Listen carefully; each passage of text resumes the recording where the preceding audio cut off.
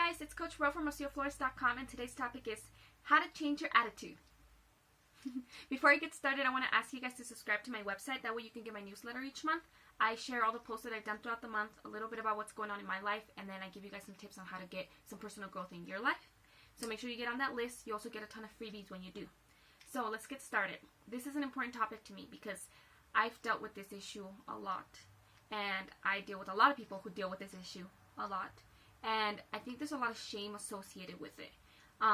There's just so many articles about it, so many videos. I'm sure if you looked this up and you somehow came across this, you saw like 20 other ones. When I was looking up some information on it, there was a ton of other ones. So it's a big topic, so it's a big issue in people's lives. Something that comes up a lot. And so rather than give you guys tips on how to change your attitude, I will at the end. But I want to give you 4 ways to frame it before you look at the tips. So before I get started, I also want to address the idea that, 1, feelings and emotions are fleeting. They're not permanent. How you feel at this moment doesn't have to stay. You've probably noticed this. It's probably one of the reasons why you have such a hard time changing your attitude is because you're associating your attitude with how you feel at this moment, and then all of a sudden you don't feel it, now you do feel it, and so it's hard to kind of assess, especially if you don't understand that emotions aren't temporary. They're not permanent. Another thing to think about is that not every tip you try is going to work, and not every tip you listen to or read about is going to work for you. So keep an open mind. Make sure that you listen and open yourself up to it, and then try the things. So okay, the first thing that I want you to look into before getting started is, what's your attitude right now? People are telling you got a bad attitude, or you keep reading articles that say you have a bad attitude. What does that mean? What is a bad attitude? What is it that you're feeling right now? What are your thoughts? What are your emotions? How are you physically feeling? Are you feeling down? What does down mean? Are you sad? Are you depressed? Are you just feeling apathetic? Are you just tired? Are you just don't have energy? Are you fatigued? There's so many different things that could be going on that could be addressed as a bad attitude. Are people thinking that you have a bad attitude because you're rude? Are you moody? And what does moody mean to you? Does that mean that you go up and down and people are just like annoyed by it? Are they just telling you that you need to be more cooperative? Are people trying to tell you that you need to stop being so angry? There's so many words to describe it, and they all mean something different. So it's important that you understand what they're getting at or what you're getting at, because you can't change something if you don't know what it is. Second point to think about is it justified? Sometimes it is, okay?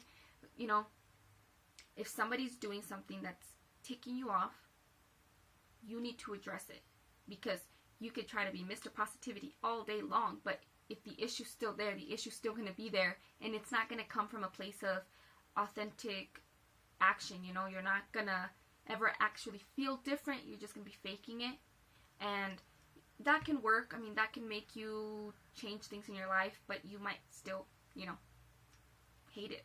So if you're really looking at changing how you feel and how you relate in life, address whether or not the reasons for you to feel the way that you're feeling are there. And then you have to address those reasons and work on changing them. Again, you can't change something if you don't know what it is, and nothing's going to change if you don't make a decision to change it. The next issue to bring up, to think about, is where do you think you are supposed to be, or what do you think you should be feeling or acting, and why? So that's more my issue. That's where I've struggled with, because let's say that somebody tells you that you're supposed to be feeling happy and you're sad, and so you think, well, I'm going to pretend to be happy, or I'm going to make myself happy, and then you can't, and then you have to realize, well, why am I trying to be happy? Like, what does happy mean, and what's it supposed to be getting me? If you're already doing everything you have to do, if the way you're acting isn't affecting anybody, if it's not affecting your life, and you're not deep down feeling like you're not happy or you're not content, then what is this happiness that you're chasing, that people are telling you need to be chasing? A lot of the time people, they say, the more you seek happiness, the least that you get it. The harder it gets to actually feel it. And that's because you're seeking something that doesn't exist. You don't have a definition for it. You don't know why you would want it or what it would do in your life. So make sure that you understand exactly what it is that you're seeking and what your intentions are. If you're trying to change your attitude to change somebody else's attitude, you're wasting your time. Only they can change themselves. If you're trying to change your attitude in a relationship to keep somebody in a relationship, again, if they don't want to, it doesn't matter how much what you do. Like, you should still be doing what's right, but there's only so much that you can do before your attitude has nothing to do with the situation. Same with if you're trying, like, what are you trying to accomplish? What do you think is going to be different if you change your attitude from, from moody to stable, or from sad to happy, or from compliant to compliant from angry? What are you expecting? You think your coworkers are going to be nicer to you? Do you think that your day's just going to go easier? Is your work going to be easier to do? Are you going to be more motivated? Are you going to procrastinate less? Because a lot of these things can be done without you trying to change how you feel.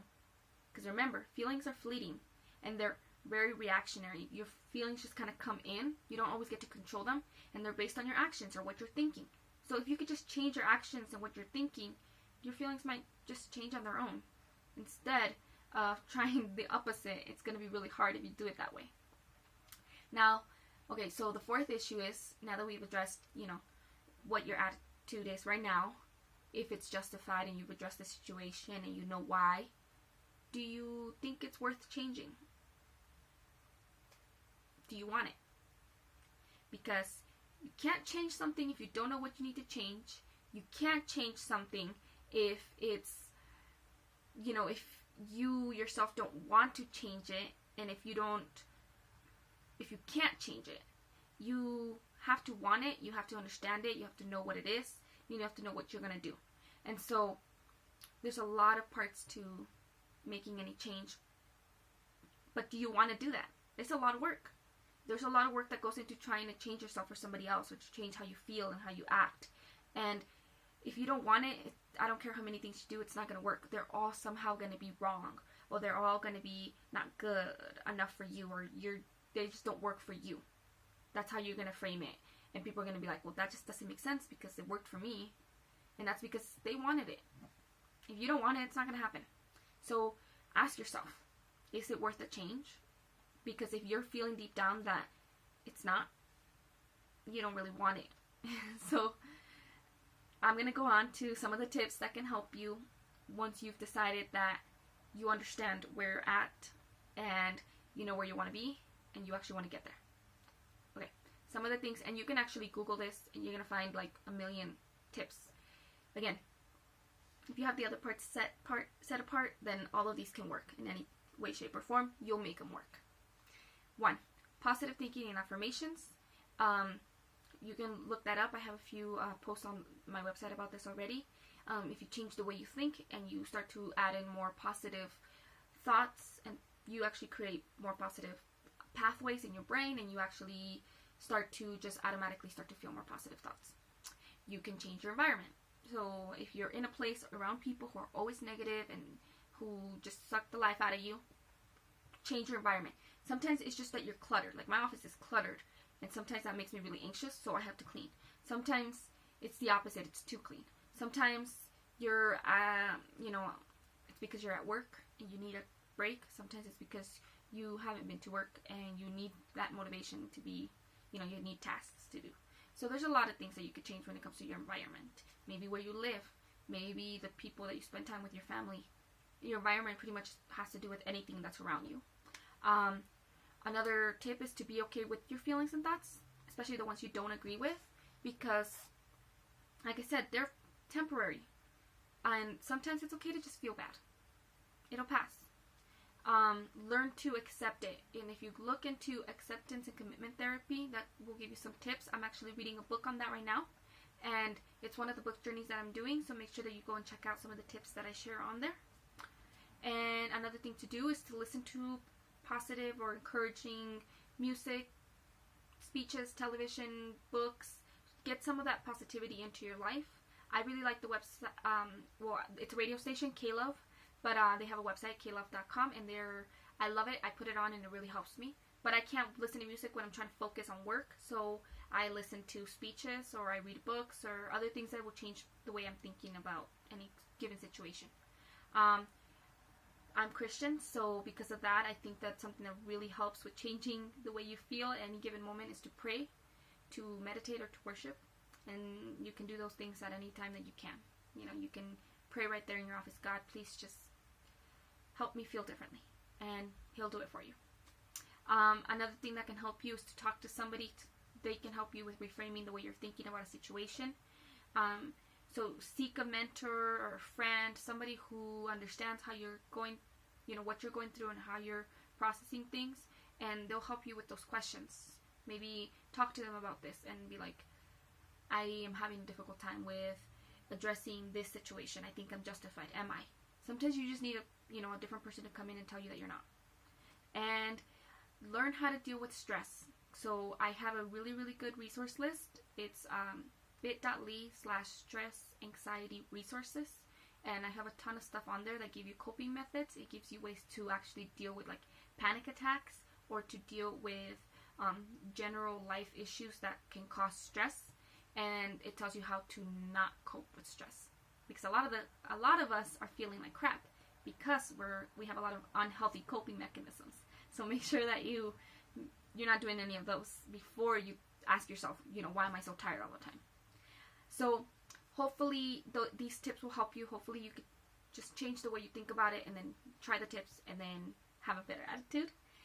If you are doing all these things and you just cannot change the way you feel, if you're finding yourself spending several days out of the week, and in different environments, feeling just maybe dread, sadness, upset, just a loss of interest in life, I want you to seek help outside of this, videos, and go seek medical help or professional help with a counselor.